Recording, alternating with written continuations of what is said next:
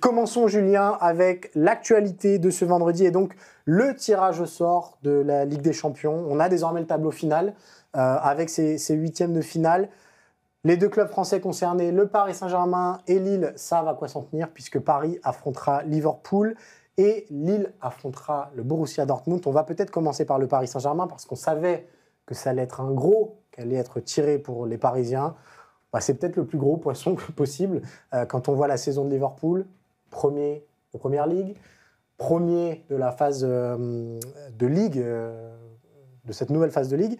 On est sur 2,37 points par match, donc c'est des moyennes absolument délirantes.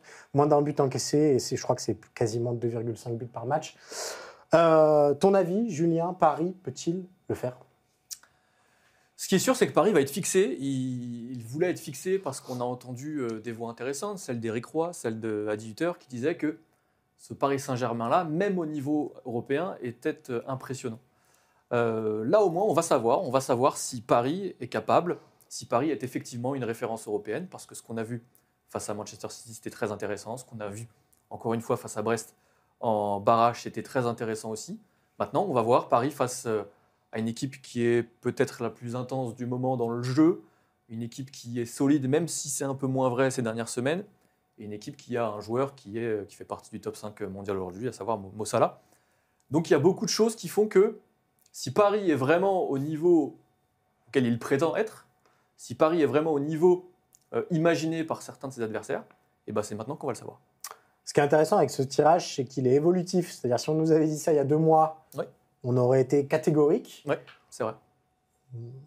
Liverpool est encore assez largement favori. On ne va pas se cacher derrière notre petit doigt. Mais c'est interdit d'être catégorique avec cette affiche-là. Et c'est ça qui est intéressant. Et d'ailleurs, Arne Slot, au moment où, je crois que c'était il y a 1 mois quasiment, qui se projetait sur le tirage, il avait dit, mais avec cette nouvelle formule, finalement, on peut avoir des adversaires issus des 16e de finale qui sont très très forts. Si vous regardez comment joue Paris, alors oui, ils ont subi un mauvais classement en phase de Ligue, mais cette équipe-là, elle joue très bien, elle est très très forte. Donc, il avait vu juste.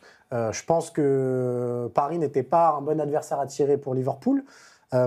Après, tu l'as dit, la dynamique de Liverpool, elle est peut-être un tout petit peu en train de s'effriter en ce moment.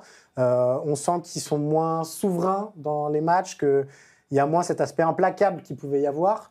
Reste que, en termes d'efficacité, il n'y a pas photo. C'est-à-dire qu'à Liverpool, on a l'assurance d'avoir Mo Salah, quasiment, ou l'assurance d'avoir des gens qui vont marquer des buts.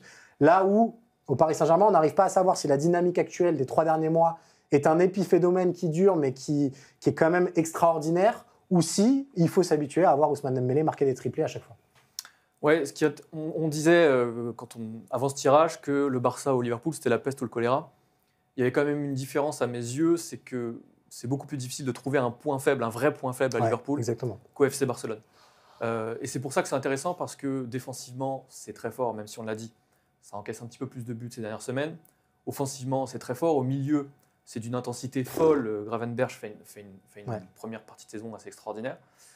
Donc finalement, on va savoir si le PSG est capable de transposer ce qu'il a fait contre Manchester City, qui était, on en a eu la confirmation, pas du tout au meilleur de sa forme, sur ces 2 matchs-là face à Liverpool.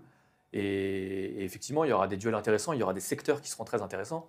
Moi, j'ai très hâte de voir, par exemple, un Dembélé au milieu de la défense de Liverpool. C'est même pas des secteurs, c'est des zones. C'est-à-dire dans les 2 surfaces, si Paris n'est pas tueur. Et même au milieu. Au revoir. Oui, mais je veux dire, évidemment. Mais au milieu, j'ai moins de doutes quand on voit ce que propose le Paris Saint-Germain récemment. Et même si au milieu, ils se font transpercer, mais qu'en contre, ils arrivent à faire mal, potentiellement. Mais par contre, dans les 2 surfaces, il va falloir que Donnarumma soit au top, il va falloir que Dembélé soit au top, il va falloir que Barcola soit au top, que Gvara ou Doué soit au top, et qu'il soit surtout tueur, ce qui est le cas ces dernières semaines. Mais on ne sait pas si c'est la vraie nature de ce Paris Saint-Germain maintenant, ou si, encore une fois, c'est juste une superbe passe, quoi. Donc, très intrigué quand même par ce tirage au sort. Très envie de voir aussi ce que Luis Enrique peut proposer pour contrer les plans d'Arne Slot.